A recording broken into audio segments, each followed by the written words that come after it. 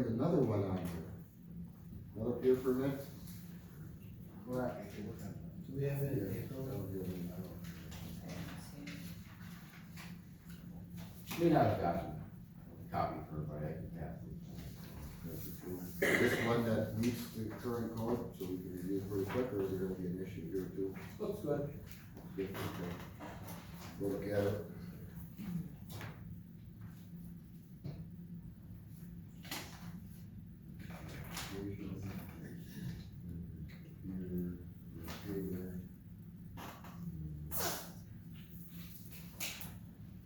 Is it for, there's two red lines on there, there's an A and a B. One appears to be on a property line, or is this the pier that's being approved? I think that one's The picture of the L shape, and that's what's shown here. So with.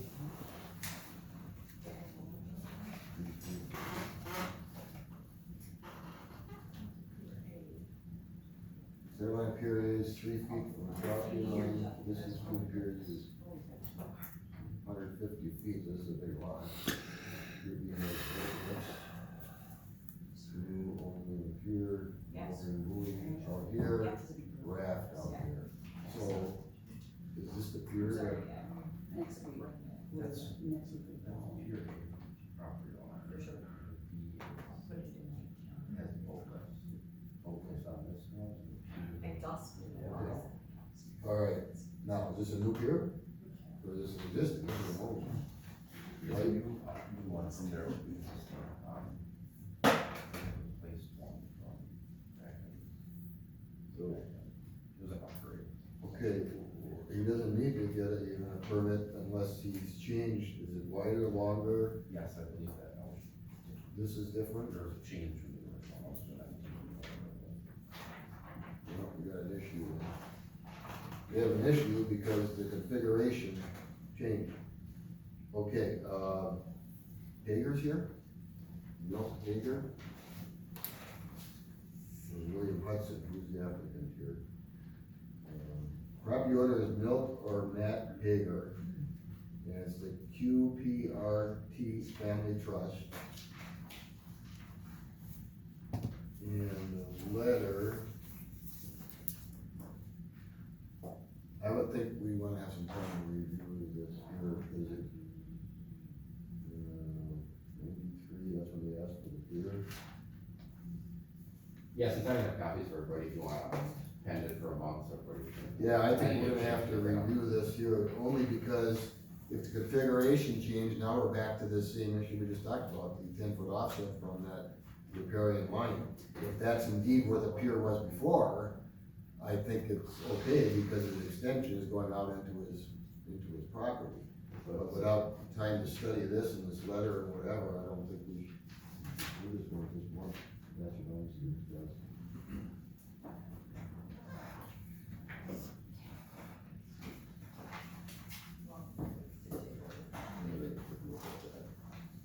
So the L shape is what's changed? Yes, what I recall, I had to look back through. So the L shape on the photo with the new on it, the L shape would be new? This is the extension to the right. This is existing, correct? Well, replace everything. It seemed like it replaced. Looks like it's new, doesn't it? Well, I'm just saying, is this existing or is this was just put in? Because if this is existing, is this appear new or is this what he had permitted? Is that He what- replaced Yeah. the old one and added the L. Yeah, that's the problem, okay. If it's putting back the same pier in the same location, the same length and width, you don't need to apply for a permit. You add that extension on, you change the configuration. By law, that means you need a new permit. You need a new permit, that probably means then he's gonna have to move it, because a new pier has to be 10 foot off that riparian line. We can get some clarity Well- on that, so we may wanna. Okay. You give that to Kim and she can email it out to everybody. Appreciate it. Yeah, okay. Yeah, I don't think we can really act on that thing without having. If the L doesn't go, Do the you want the opposite direction direction of the property. It goes into his property, Changes but it changes configuration. the end of, so changes We the don't know. end of August, September. this would be, August, not 2 months. I make a motion that we table the, Beulah QPRT Family Trust Pier Permit at W1759 South Shore Drive to August.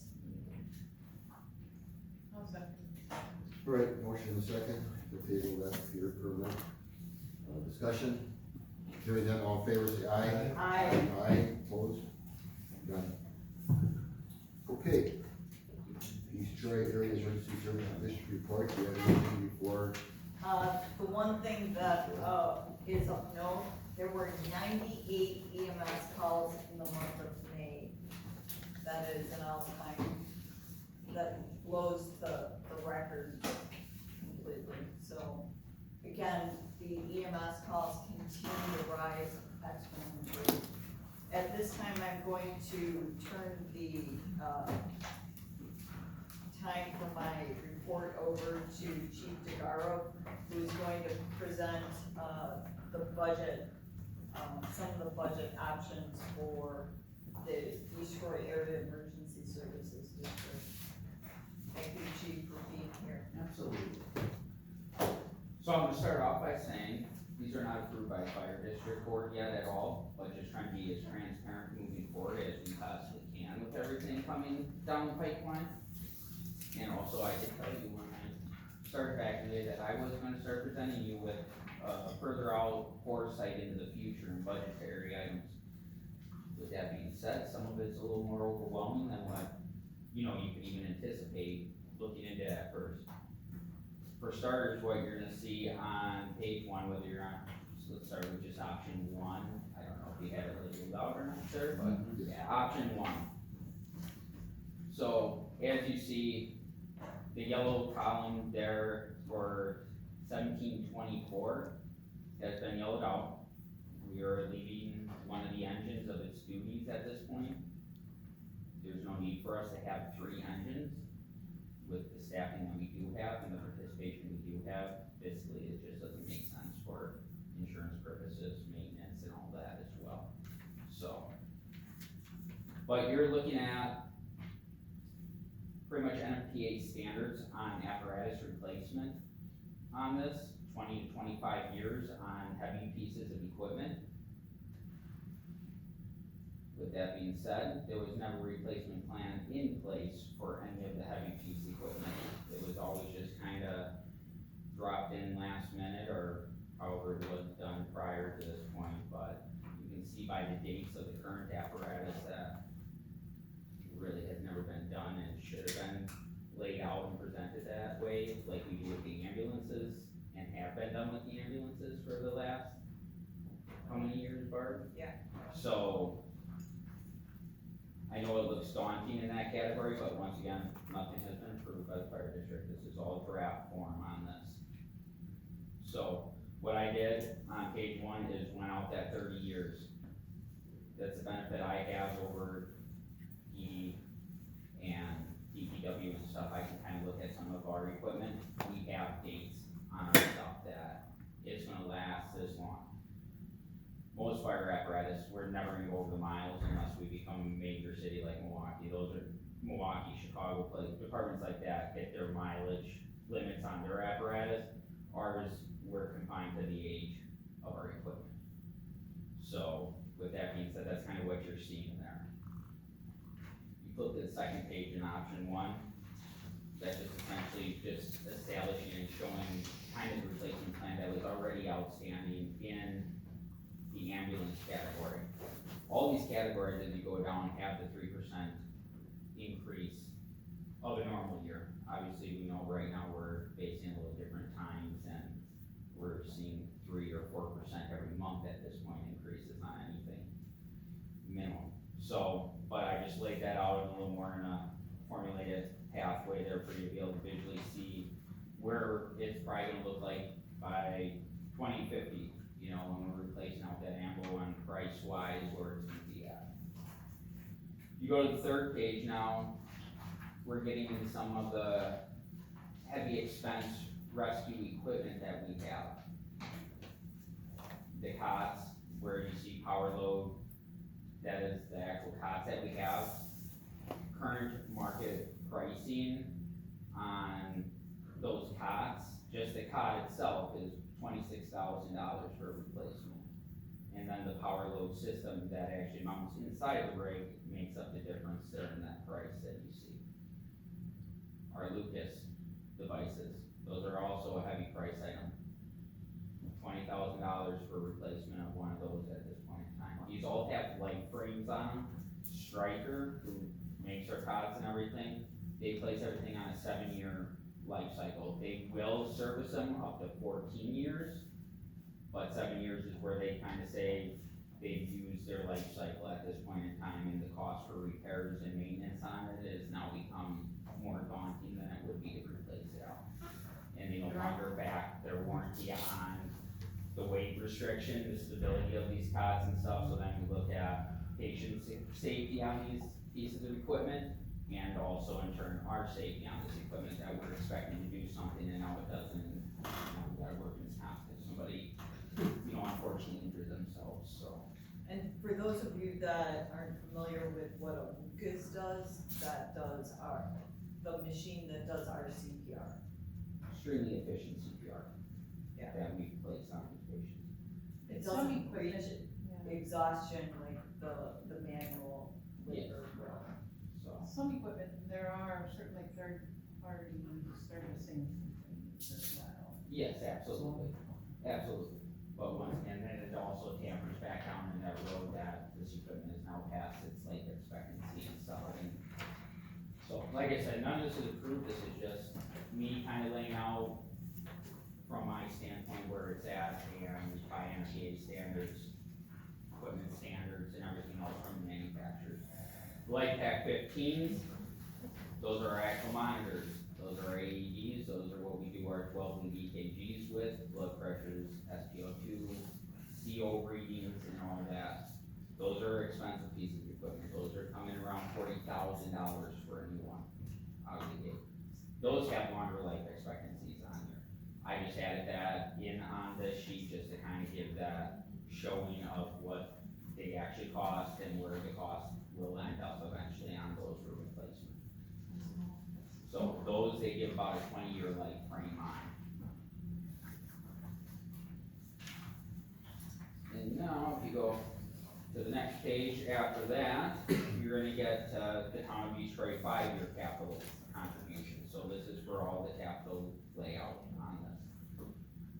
You'll also see when you flip the other pages that I've also included the village and Spring Prairie, and this was based on percentage paid in by each municipality, so it's calculated out on that. So you'll see in the one column, fire apparatus total for 2024, you'll see that 2.4, and then you'll see town contributions next to that column, which is based off your percentage that the town pays in. And moving across and down, you'll kind of see that going across in those categories. Chief, could you remind me of the percentages that we're responsible for? Yes, so the last calculated out percentage, the town is responsible or pays into the fire district 54.5%. The village of East Wright pays in 37.5, and Spring Prairie pays in 8%. Absolutely. And how is that calculated? That's a good question. I'm working through a lot of contracts that we have out there right now as well. I believe it goes weighted on number of calls to each municipality. It is. Right now, it's a was mine. 5-year average of calls, So down and dirty. yeah, 5-year average of calls, equalized assessed value, and population. It's a pretty complicated formula, but it takes into account 3 factors. And that's how it comes up, the percentage, it is, I believe it's calculated every year. Yeah, Oh, yeah. I know Matt Johnson, I think, kinda does all that formula. No, he only started, No, very good. we have to correct. Right, so this is, basically a long-term plan that, right? Yeah. We've been looking for a long time, because Exactly. we would get nothing, and then a mountain, and then nothing, and then another mountain. But we never knew when the mountains were coming in. Yeah. And, hopefully this will help again, with the, levy limits and whatever, normally these capital contributions, we end up bonding for it, you know, so it's been over 10 years, most times, 5 years. So if you look at, the biggest year, in there was a 1.35 million, 2 years from now. 1.5. Yeah. So next step, that's, yeah, definitely looking at those numbers. Yeah, oh, yeah. Next step, is there a way to look at smoothing it out at all, or?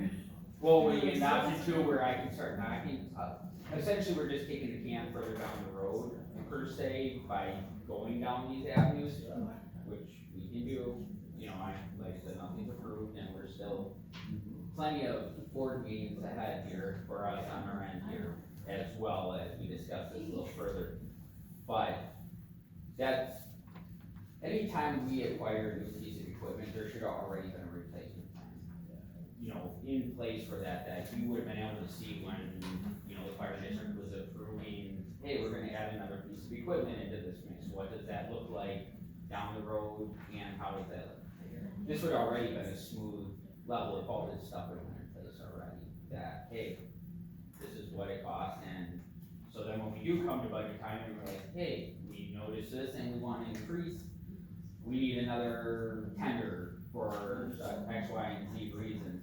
Now we could actually look and see how that would affect it. Right now, this is shell shock because, hey, here it is laid out, and unfortunately that comes at a heavy price. None of this stuff, multi process and badges don't, come at a cheap cost. That usually increases price of 40% on anything as soon as they put fire department, law enforcement, EMS on it, so. Part of the problem is that with the used equipment we bought, we have no way of knowing whether or not it actually reaches its lifespan or when that piece of equipment is going to exhaust itself. Where we have reached with the ladder truck situation. Exactly. Good example. I just had another person out working on siren services out there this morning because their brakes once again failed.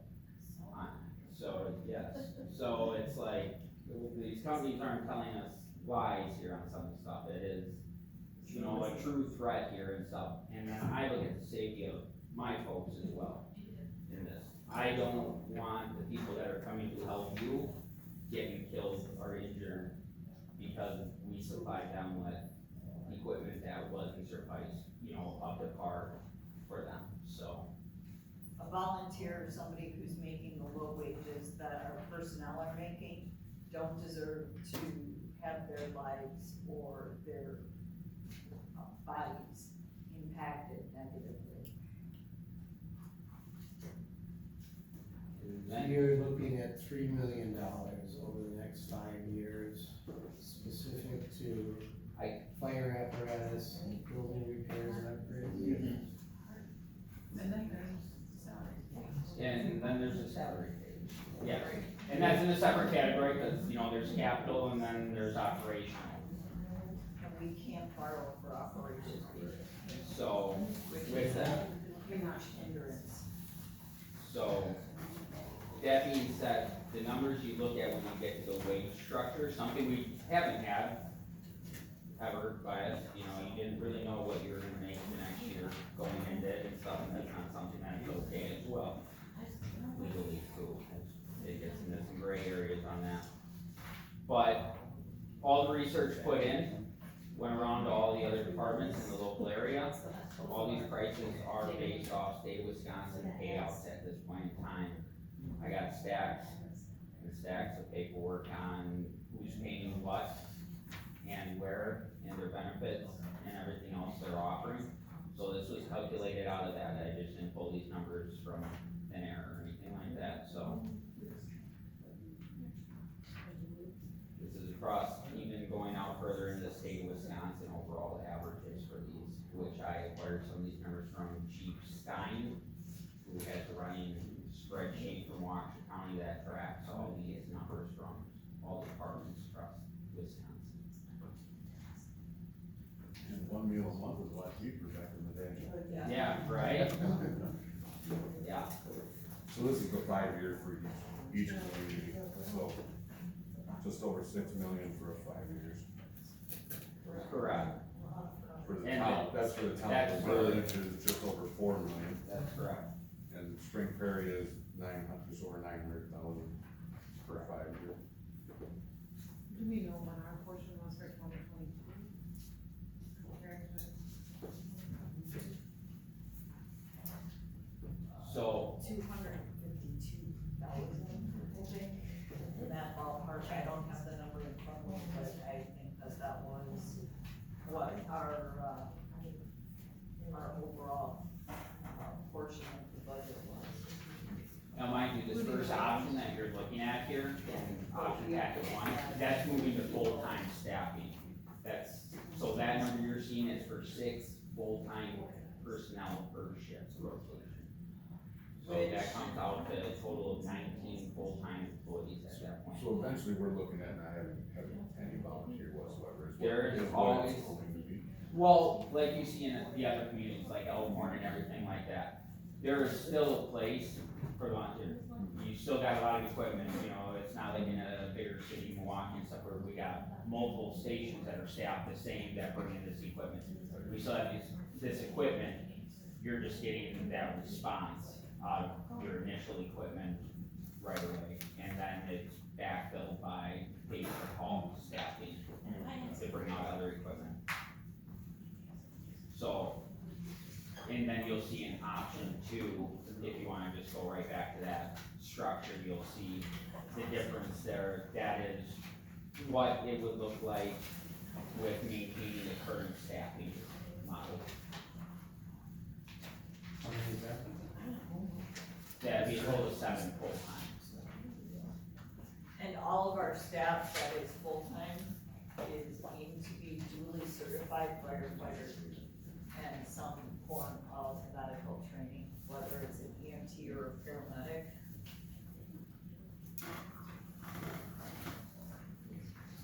Chief, just so I have it straight, so you agreed that it was $3,083,000 for equipment and building repairs upgrades. And now you're suggesting an additional $3 million, should we go the route of 18 full-time equivalents? That's correct. Project $6 million That's over the next 5 years. And with that, obviously that would have to go to a referendum, like every other community around us, because there is the levy limit on that. So that is the hot topic within our own little world of the fire district at this point in time, is traveling down that road.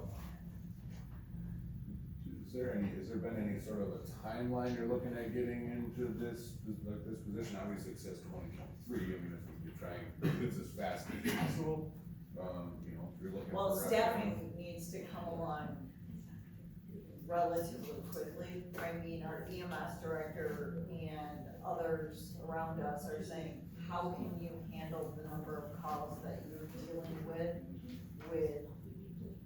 the limited number of staff, we have 6? You know, that's really tough. We Oh, also, full-time, you're not utilizing any volunteers for EMT side at all? oh, we do. We are, but, So it's 6 full-time that shift for all 3 shifts, right? Is that what you're saying, 6 full-time? so with that, I do got some statistics there, because I went through and calculated out where the volunteers have been at through this portion, or even paid per call individuals. As of tonight, we're sitting at 547 EMS calls and 98 fire calls then in addition to that. Out of that, just going to fire, keep it just quick on that end. Out of the 42 members we have, 38 of them are either fire only or dual certified to be able to run on fire and EMS. Out of that, 26 of those members have actually made a call this year. Out of those 26, only 13 have maintained an average of hitting the 3.5 calls they should be at this point in time to maintain the active membership status with the department. Out of those 13, 5 of them were full-time staff coming in on their days off to make those calls. And Which also gets into different, standing that I'm being told by HR department as well, because they get paid, volunteer side, they don't get paid at all. But even in the EMS category, we're paying, that's where the pay per call comes in at this point, we pay $5 for a response. If a full timer comes in on their day off and responds for a second amble call, third amble call, which technically they should be getting overtime, not that kind of thing. You know, when they're carrying the bulk of the weight at this point in time to make sure that these ambulances continue to roll out the door and equipment rolls out the door, we put ourselves in potential. Right now, everyone's pretty kosher, they know what needs to be done, they care about the community. Almost all of us live in the communities that we serve, whether they're in the town, the village, or in Spring Prairie. We only have one member that does not live in our actual response area, that's full-time, but that's byproduct. But with that, the overtime costs we should be paying at this point in time is pretty substantial. But no one's squeaking about it, or anything, they're just making it happen at this point in time. Chief, if I could take you back to Yes, that numeric drop down, what was your point about that? Who's responding? Number of calls, you just kept breaking it small. Yeah, What's the- smaller and smaller, it's showing what kind of response we're getting right now. And it's bringing it full circle back to why we started looking down at some of these areas for staff. Even though we have 42 volunteers, only 13, an average 3.5 calls. Year to date, right? Yeah, here, And- so, Chief DeGaro, when he took over, went through what the minimum amount of calls to maintain active membership would be with each member that was listed. Each of those 45, he sat down with and told them exactly where they were at, based on the membership, agreement. and this is a pretty common theme across the state at this point. We've watched it happen all around us. Not to take on the state here, but the state has pretty much filled out the volunteer portion because the school required to carry on and move on into these fields and stuff. Who can work a full-time job and then also go to school and get all these certifications and maintain these certifications, and as they carry on, make it a little harder and harder for everyone to contribute into the field. And nothing against some of the youth of the nation, but people don't do anything for free anymore. So, it's an unfortunate reality. Hours of clinical time to maintain your credentials. But- And that's not paid. One last question on Yes. the pay part was county strike contributions per year. Next year, this is 528,105.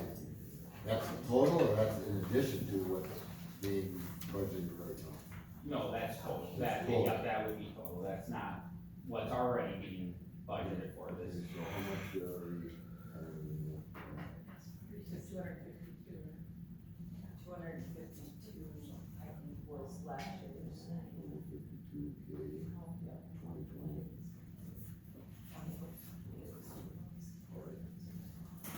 All right, so we're not alone, and the one way to pay for it is referendum. And unless the state, does something with that levy limit. We all were at a meeting, most of us had a meeting a couple of weeks ago, and the speaker of the assembly, assembly speaker, he said that, well, yeah, the state's got excess, funds, and we can maybe divvy some of that out as, the shared revenue. That doesn't help us at all, just like, shared revenue to schools doesn't help, it will reduce the tax burden, but does not allow for the additional expense or the revenue you need to do the job, so. I will get a meeting in August, and that will be a whole day of discussion just on that, on, the levy limit, because it is resolved to an impossible, solution, especially with inflation. And the issue here, and other issues that we've been speaking of earlier today. So, kind of boxed into a corner. So is this even possible? Is that where you're at? Is that where Well, you're? The only way this is paid for is referendum with the current law. That's the only way to operate. Because we don't know where to get the money. I mean, we're looking, we have purchases of ambulance, we're trying to contract services. It's a similar situation as the schools trying to get a wraparound. Exactly. Because they have gotten nothing Exactly. because of the calculation of. Well, Same difference, but. Same deal. Yep. you know, the fire district hasn't asked for money before, but in order to provide the real level of services that we need to service the community most effectively, we need to change the way we do business. Any inkling when that referendum question may be asked? We'd be looking at fall of next year. November of next year. There is no election in November next year, you have to use a special election, It would be a referendum. Well, special election, like, this year, you could be ready in April. so you could include. Could, I have spoken with Mueller, who McQuanico is using currently for the referendum they're going for, and also did Fort Atkinson, have done all the, pretty much referendums around us at this point in time. Mueller is a contracted services that helps coordinate, education and all of the things necessary to prepare for usually a fire or a governmental service to go out to referendum. They do only a few schools, but primarily police and fire. That could be a part of the equation next year too, please. What do the referendums have to pass in all three to make this work? It does. Anybody that is with us. I mean, at this point, there are 3 members. That doesn't preclude somebody joining the pool, you know. And have you considered having the municipalities that contract with the districts paying a lump sum of some amount to work toward this? That's all stuff. That was 45 minutes with the district attorney today as I rewrote the contract. Yes, so all these things are being, you know, worked Yeah, on, that was- just laid out as we're moving That forward. was something we had looked at. Okay, Alright. and you doing this, you did it already at the village, and I believe you did. Spring Prairies, yes, So, Spring Prairies next. What was the village reaction? Very supportive, yeah, no. Supportive of it, so, Thanks, Steve. absolutely, thank you. Thank you very much. Thank you for doing all that work too. Absolutely.